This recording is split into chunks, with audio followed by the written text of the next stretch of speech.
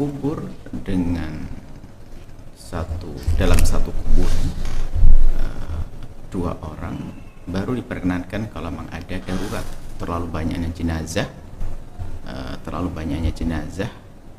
yang misalnya ada korban bencana alam dan sebagainya.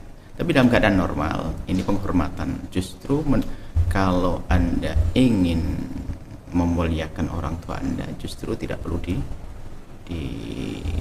dipenuhi yang demikian itu, sebab tidak semua wasiat dan pesan orang tua itu dipenuhi. Jadi sebagian orang itu latah mengatakan bahwasanya semua permintaan orang tua harus dipenuhi karena itu wasiat. Dilihat dulu, jika wasiat itu memang sesuai dengan syariat maka boleh dipenuhi, atau paling tidak hal-hal yang mubah. Akan tetapi dalam hal ini perawatan jenazah, jika tidak ada darurat maka dikubur satu-satu. Kecuali darurat yang maaf pernah ada kejadian bencana alam di mana itu, atau waktu di Aceh waktu itu terlalu susah kalau harus gali satu-satu, maka dalam keadaan semacam itu benar. Tapi kalau sudah dikubur tinggal istighfar saja, karena kalau sudah dibongkar sudah mayat mungkin sudah akan rusak.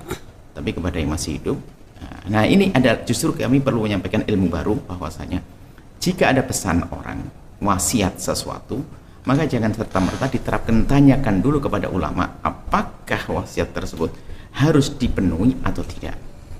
Ya, kalau Anda yang melakukannya selain, tidak ada masalah karena Anda tidak tahu. Tapi kaidahnya semacam itu dalam pekuburan itu.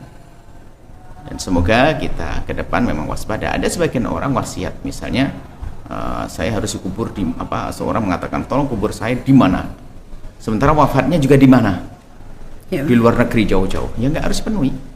Bahkan kebanyakan ulama mengatakan memindahkan mayat ya, bahkan maka tengah haram. Pendapat yang kedua dalam mazhab kita Imam Syafi'i makruh.